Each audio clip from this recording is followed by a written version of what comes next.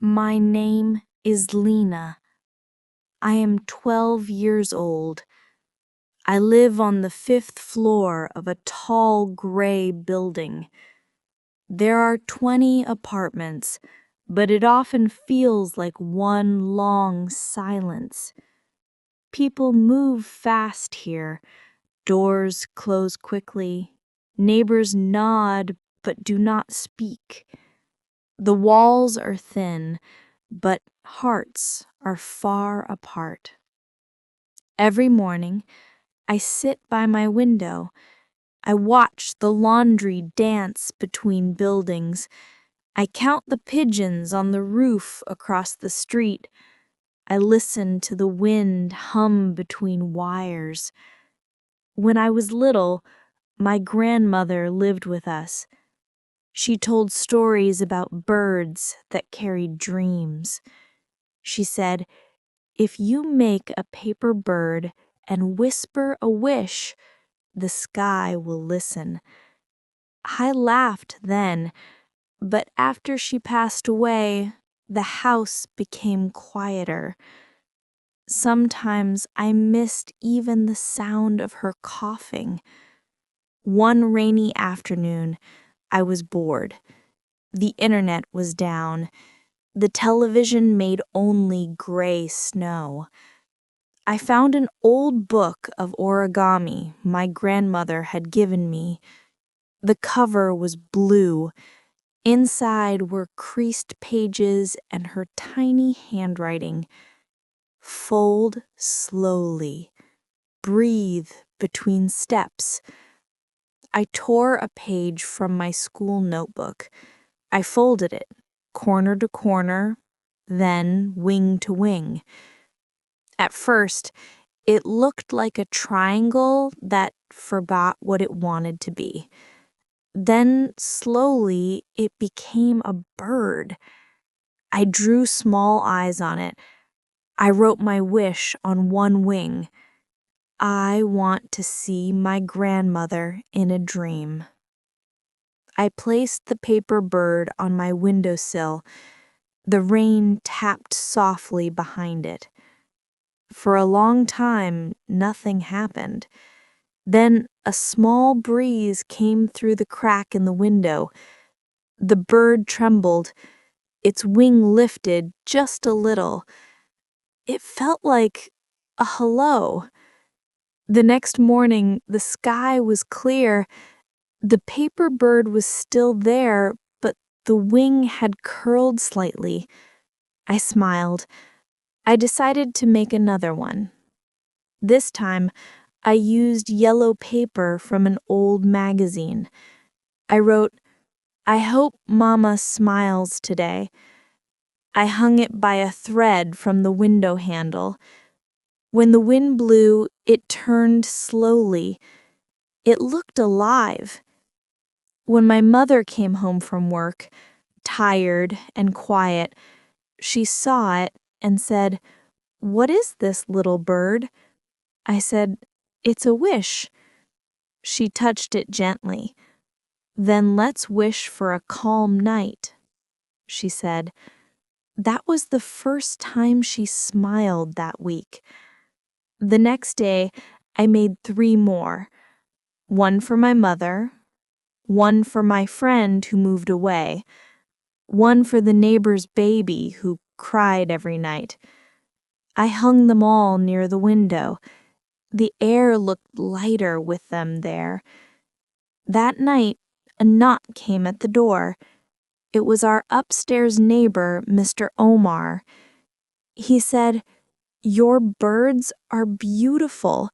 My daughter saw them from her window. Now she wants to make some too." He laughed softly. She said they make the sky look friendly again. The next morning, when I looked outside, I saw something amazing. From the balcony below ours hung a red paper bird. It turned slowly in the wind, wings wide open. Then, across the building, 2 blue ones, then more. By the end of the week, The whole building had paper birds. They moved together, like a slow flock that had chosen to stay. People started talking again. Someone said, "Your bird looks like it's smiling." Someone else said, "Mine keeps flying away." Someone wrote on a bird, "Thank you for seeing me." The building began to sound alive. Doors opening, footsteps on the stairs, children's laughter echoing through the hall. Mama said, "It's strange, Lena. We've lived here for 5 years, and only now I know our neighbors' names." I said, "Maybe the birds are introducing us." One evening, the electricity went out. The hallway went black. I was scared. Then I saw a small light from the floor below. It was a candle by a paper bird. Mr. Omar said, "Come down, it's safe here." We sat on the stairs with our neighbors. Someone played guitar. Someone shared tea. The birds swayed in the warm air. Even the darkness looked softer. The next morning, a new paper bird appeared on my window. It was white and neatly folded. On one wing it said, "For the girl who started the sky singing." No name, just that. I felt my heart flutter. I wrote a reply on a pink bird. "The sky sings for all of us." I placed it near the window and smiled. That week, more messages began to appear. Short, kind notes written on wings. "You are not alone. You made this place beautiful. Keep folding." Even the building across the street joined. The sky between us filled with color. Yellow, red, blue, white. Hundreds of birds dancing in invisible wind. Children on the ground pointed up and said, "It's raining birds." Old women on balconies clapped. Someone wrote a big sign on the wall, "The building that learned to fly." One afternoon, a small girl I had never met knocked on our door. She held a torn paper bird in her hand. She said, "It broke." Her lip trembled. I took it gently and said, "Then we will fix it together." We glued it and added a heart sticker on the wing. She smiled and said, "Now it's even better." She ran down the hall shouting, "My bird is happy again." I laughed until my stomach hurt. That night, I dreamed of my grandmother. She was sitting under a tree, her lap full of paper birds. She said, "You see, Lena?" The sky listened. I wanted to tell her so many things, but she just smiled, and the dream faded like smoke in the morning light. The next day, I made a golden bird from the wrapping of a chocolate bar. I wrote, "For Grandma, thank you." I taped it high on the window so it could catch the sun. When the light hit it, it shined like fire. 1 week later, a strong wind came from the sea. It tore through the alleyways. The birds outside twisted and snapped. I ran to the window. My golden bird flew away. The strings broke. Paper swirled in the air like confetti of dreams. By night, the windows were empty again. The building looked gray and tired. I cried quietly. Mama hugged me. She said, "The sky only borrowed them." The next morning, I went down to the street. Paper birds lay everywhere, on cars, in puddles, on the steps. I picked them up, one by one. Some were torn, some were wet, some still had messages. Be kind, look up, start again. I carried them upstairs in my arms. Mr. Omar and his daughter were doing the same. So were our neighbors. Soon, everyone was in the hallway, drying the birds on towels, taping wings, mending threads. The whole building smelled like paper and glue and hope. That evening, the sky outside our windows was full again. Not perfect, not clean, but full. Each bird carried wrinkles, tape, or new colors. They looked stronger now, like they had learned something from the wind.